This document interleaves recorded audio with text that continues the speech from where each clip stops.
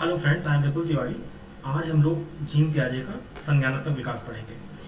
Gene पियाजे यहाँ पे एक साइंटिस्ट हैं और उनके द्वारा दी गई थ्योरी को हम लोग संज्ञानात्मक विकास के नाम से जानते हैं। जीन पियाजे का इंग्लिश में हम लोग जीन पियाजे कॉग्निटिव डेवलपमेंट थ्योरी कहते हैं और हिंदी में इसी को जीन पियाजे का संज्ञानात्मक विकास कहते हैं।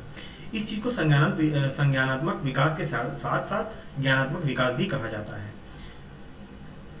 इन्होंने अपने बच्चों पर ही इस विज्ञान और इस थ्योरी को देने के लिए अपने बच्चे पर ही प्रयोग किया था, जिसका इनको आगे चल करके विरोध का सामना भी करना पड़ा था। लेकिन इनकी थ्योरी इतनी सटीक थी, इतनी सार्थक थी कि आगे चल के इसको रिलेवेंस भी माना दिया गया। आगे चल के सभी लोगों स्कूल्स में इसकी रिलेवेंसी को माना गया और उसी के हिसाब से भी सिलेबस आगे चल के रखे जाने लगे। इसको परिवर्तन पर प्रयोग भी कहा जाता है। परिवर्तन पर प्रयोग का अर्थात ये है कि समय के साथ अवस्थाओं में होने वाले परिवर्तन को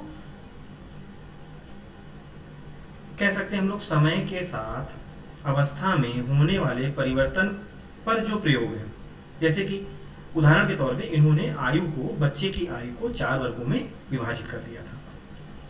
जैसे कि इन्होंने सबसे पहले हम लोग देखेंगे कि इन्होंने 4 चरण में विभाजित किया था। क्या किया था? जन्म से 2 वर्ष तक, 2 वर्ष से 7 वर्ष तक, 7 वर्ष से 11 वर्ष तक और 11 वर्ष से 15 वर्ष तक।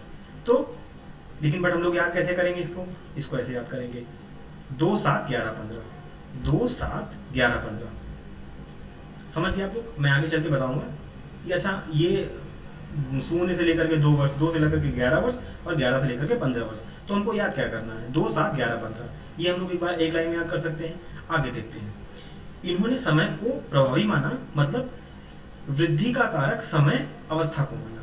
कोई भी चीज ग्रोथ होती है या विकास करती है, इन्होंने उसका कारक किसको माना? समय को माना।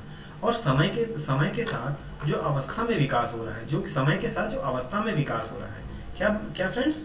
समय के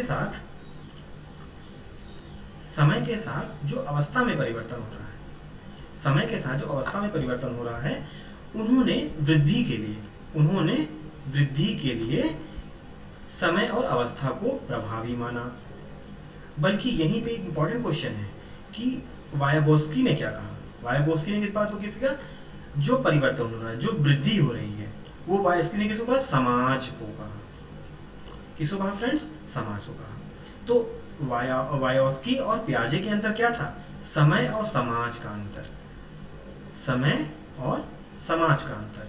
वायागोस्की सोसाइटी को कहते हैं और पियाजे समय को कहते हैं। नेक्स्ट, तो इन्होंने संज्ञानात्मक विकास को 4 चरण में विभाजित किया।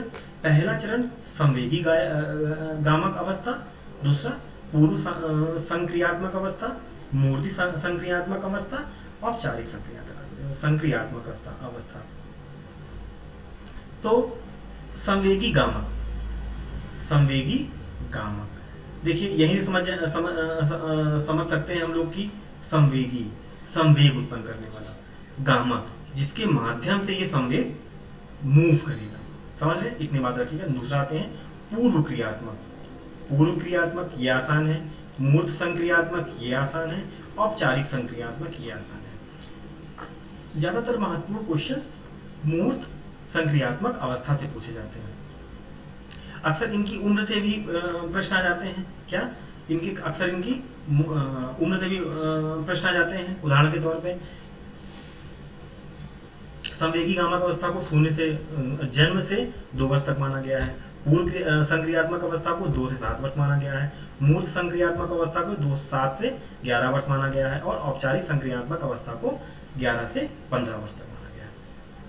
फ्रेंड्स, अब हम देखेंगे कि संवेगी गामक अवस्था क्या कहते हैं। संवेगी गामक अवस्था को जन्म से, सूने नहीं कहेंगे, ध्यान रखिएगा इस चीज को, जन्म से 2 वर्ष तक। तो मैंने आपको पहले भी याद कराया था कि केवल चार अवस्थाएं आपको याद रखनी है। क्या? 2 7 11 15, 2 7 11 15। ठीक है। अब संवेगी गामक, जो संवेदना है, वो कैसे कोई बच्चा किस तरीके से संवेदना उत्पन्न कर सकता है? अपने आंख से कर सकता है, कान से कर सकता है, नाक से कर सकता है। औपचारिक तौर पे देखें तो इनको इंद्रियाएं, जो भी हम बच्चे की इंद्रियाएं होंगी, उससे वो अपने कार्य को करना चाहेगा। तो इन्होंने पियाजे ने क्या कहा कि इंद्रियों पर आधारित होगा। शून्य से लेकर के, जन्म से लेकर के 2 वर्ष तक बालक इंद्रियों पर आधारित होगा, प्रकाश के प्रति सचेत रहेगा। ये प्रश्न आ चुका है, पहले भी हम लोग देखेंगे कि बच्चा किस चीज से सचेत हो जाएगा, प्रकाश से सचेत हो जाएगा और सभी चीजों को महसूस करेगा। और महसूस करने के लिए ही इन्होंने संवेगी गामक अवस्था इसका नाम दिया और इसके लिए इंद्रियों को प्रभावी ढंग से महत्वपूर्ण माना गया है। दूसरी अवस्था क्या है, 2 वर्ष से 7 वर्ष। देखिए यहाँ पे बच्चे के अंदर एक पॉजिटिव डेवलपमेंट होगा। बच्चा यहाँ पे चित्र बनाने का प्रयास करेगा, जैसे कि ध्यान देंगे हम लोग, बच्चा क्या करेगा, यहाँ पे बच्चा चित्र बनाने का प्रयास करेगा। क्या करेगा, चित्र बनाने का प्रयास करेगा। दूसरा क्या करेगा कि पड़ोसी के साथ बच्चे खेलने पसंद करेंगे। यहाँ पे थोड़ी उसकी फ्रेंडशिप होगी, प्रतीकात्मक खेल करेगा, खेलना प्रतीक के रूप में, कि जैसे कि उसको बॉल है, बॉल प्रतीक के रूप में, प्रतीक वो एक एजम्पशन करेगा। यहाँ पे एजम्पशन करेगा मतलब कि उसको लगेगा कि हाँ ये बॉल है, ये बैट है, लेकिन वो अभी उसको पता नहीं कि ये बॉल है कि बैट है, बस उसको प्रतीक पता है कि ये गोल है, ये चौकोर है, इस तरीके की बात है।